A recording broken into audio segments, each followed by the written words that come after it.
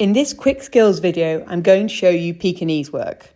So I'm starting off with one colour, but this is a multi-colour stitch. So I'm starting with a blue here. I'm going to cut the thread to an arm's length and then I'm going to split it down. And here I'm going to split down, so throughout this video I'll be using 3 strands.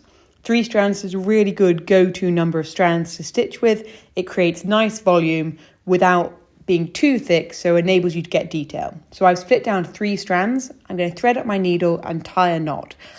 There's a separate video showing you more about threading the needle, more about splitting strands, so do take a look at that. Now to begin my Pekinese work, what I need is a line of back stitch.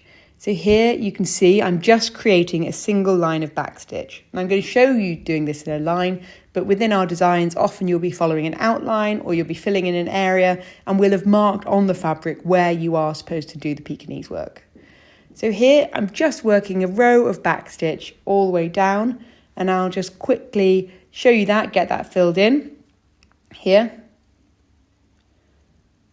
So give yourself a good long area to go at if you're practicing, because the next stage of Pekinese work is right quick. So this is what we call then a surface stitch after this. So when I get in my Pekinese work, my needle won't pass through the fabric. So I'm going to get my second colour of thread. I've already done the splitting of the strands, threading up the needle, etc. So what I'm doing is I'm bringing up my needle. I'm going to bring it up on the right hand side of the second stitch down. I pass my needle on the surface underneath that first stitch, and then I jump down 2. So you see I've moved 2 back stitches down.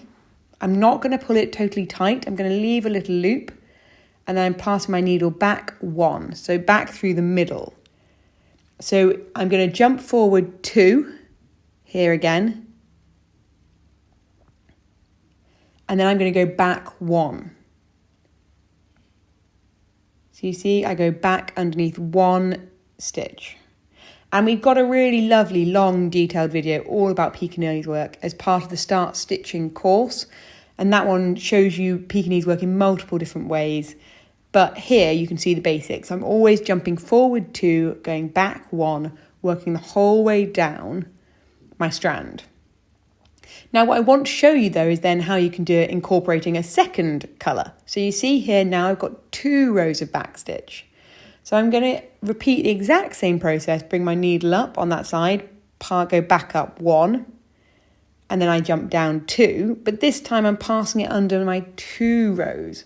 So it just provides this extra layer in the middle of interest because I start creating these stripes down the middle.